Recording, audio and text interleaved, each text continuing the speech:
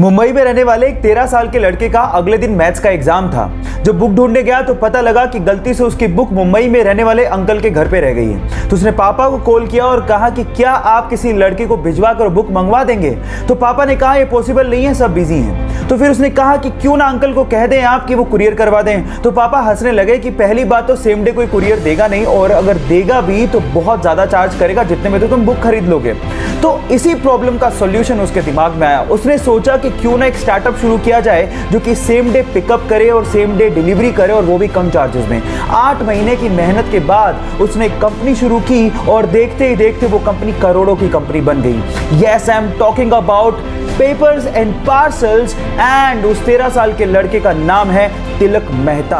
उसकी माँ दूसरों के यहाँ नौकरानी का काम किया करती थी। हालात इतने खराब थे कि उनके पास खाने को पैसे नहीं थे। दूसरों का फेंका हुआ खाना खाया करती थी।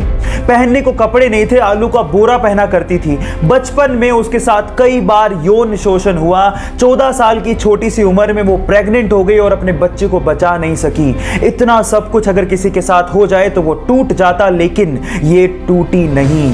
अपनी स्टेप फादर की मदद से उसने स्कूल में दाखिला लिया। पता लगा कि वो पब्लिक स्पीकिंग में बहुत अच्छी है, और इसके बाद उसने पीछे मुड़ के कभी नहीं देखा। 1986 में आए अपने एक show the Oprah Winfrey show से वो पूरी दुनिया में छा गई, और देखते ही देखते दुनिया की सबसे प्रभावशाली और शक्तिशाली महिलाओं में शुमार हो गई। Yes, I am talking about Oprah Winfrey, जिनको अमेरिका का सर्वोच्च सम्मान भी दिया गया। या उनकी लाइफ से सीखने लायक बात यह है कि परिस्थितियां कितनी भी कठिन क्यों ना हो, नेवर गिव अप।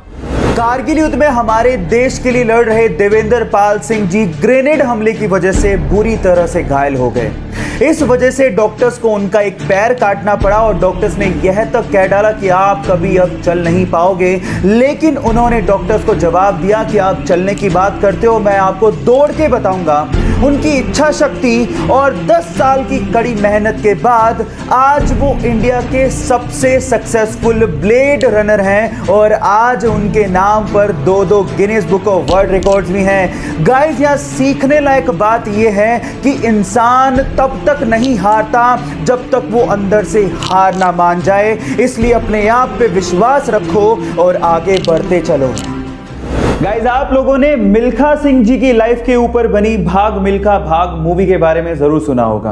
अब इसी से जुड़ी एक इंस्पिरेशनल बात मैं आप लोगों को बताने जा रहा हूं। इंस्पिरेशनल बात यह है कि मिल्खा सिंह जी ने भाग मिल्खा भाग के प्रोड्यूसर से एज अ रॉयल्टी मात्र 1 रुपया चार्ज किया। जी हाँ गाइज, मात्र 1 रुपया। वो चाहते तो कितना भी चार्ज कर सकते थे, लेकिन उन्होंने ऐसा नहीं किया, क्योंकि वो इस मूवी से पैसा नहीं कमाना चाहते थे, बल्कि वो ये चाहते थे कि वो इंडियन यूथ को एक मैसेज दें जिससे वो क्रिकेट के अलावा बाकी स्पोर्ट्स पर भी ध्यान दे सकें, और भारत, हमारा देश, इन बाकी स्पोर्ट्स में भी बहुत अच्छा कर सके।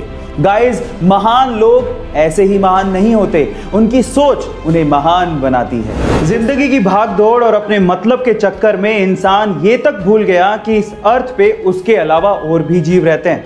लेकिन इस्तांबुल के लोगों का डॉग्स के लिए अच्छा व्यवहार देख के मुझे ऐसा महसूस होता है कि इंसानियत अभी भी जिंदा है।